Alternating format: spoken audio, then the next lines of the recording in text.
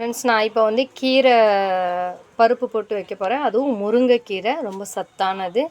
எண்ணெய் ஊற்றி கடுகு போட்டிருக்கேன், காஞ்ச மிளகா, வெள்ளைப்பூடை லைட்டாக தட்டி வச்சுருக்கேன், வெங்காயம், தென் முருங்கைக்கீரை.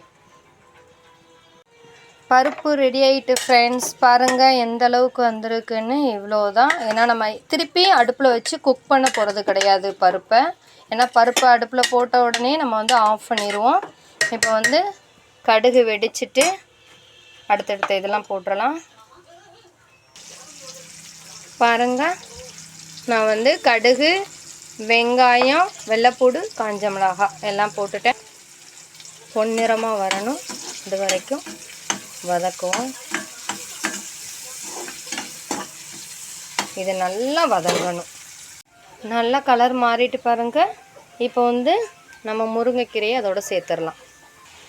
ஓரளவு சுருண்டுருக்கு, ஆனால் இன்னுமே சுருளணும். இந்த அளவு காணாது. இன்னும் நல்லா சுருண்டு வரும்போது நம்ம பருப்பு அதில் கீரைக்குள்ளே போட்டு அடுப்பை ஆஃப் பண்ணிடலாம். ஃப்ரெண்ட்ஸ், நல்லா வதங்கிட்டு இப்போ வந்து நம்ம கீரை அதோட பருப்பு அதோட சேர்த்துடலாம். ஃப்ரெண்ட்ஸ், ஒரு சின்ன டிப்பு, அதாவது முருங்கைக்கீரையோடு நம்ம பருப்பை சேர்த்து சமைக்கும்போது உப்பு வந்து லாஸ்ட்டாக தான் சேர்க்கணும். நிறைய பேருக்கு அது தெரிய மாட்டேங்குது. எதுக்கு அப்படின்னா, உப்பை நம்ம ஃபஸ்ட்டே சேர்த்துட்டோன்னா அந்த கீரை வந்து லேட்டாக அதோட உப்புத்தன்மை அதிகப்படுத்திக்கிட்டே இருக்கும். ஸோ அதனால் நம்ம வந்து வேலை முடித்ததுக்கப்புறம் அடுப்பை ஆஃப் பண்ணதுக்கப்புறம் கூட நம்ம வந்து பருப்பு கீரைக்கு உப்பு சேர்த்துக்கலாம். இதில் இன்னொரு டிப்பு என்னன்னு கேட்டிங்க அப்படின்னா, நிறைய பேர் வந்து கீரையை வேக வச்சுட்டு கீரையோட சேர்த்து வந்து பருப்பை வேக வைக்கிறாங்க. அதாவது குக் பண்ணுறாங்க குக்கரில் வச்சு. அந்த மாதிரி பண்ணக்கூடாது.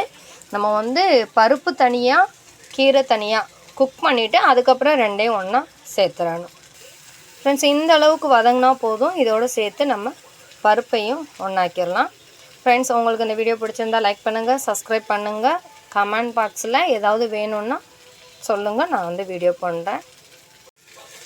கீரை ரெடி ஆகிட்டு ஃப்ரெண்ட்ஸ். இப்போ நம்ம பருப்பு அதோட சேர்த்துடலாம். நான் பருப்பெல்லாம் சேர்த்ததுக்கு அப்புறம்தான் சால்ட் இதோட சேர்த்துக்கிறேன். பாருங்கள் ஃப்ரெண்ட்ஸ், நான் வந்து கீரையோட பருப்பை சேர்த்துட்டு அடுப்பை ஆஃப் பண்ணிடுறேன். அவ்வளோதான், முடிஞ்சு. ஃப்ரெண்ட்ஸ், உங்களுக்கு வீடியோ பிடிச்சிருந்தா லைக் பண்ணுங்கள், சப்ஸ்கிரைப் பண்ணுங்கள், கமெண்ட் பாக்ஸில் கமெண்ட் பண்ணுங்கள். மறக்காமல் என்னோடய வீடியோ வாட்ச் பண்ணுங்கள். Thank you friends.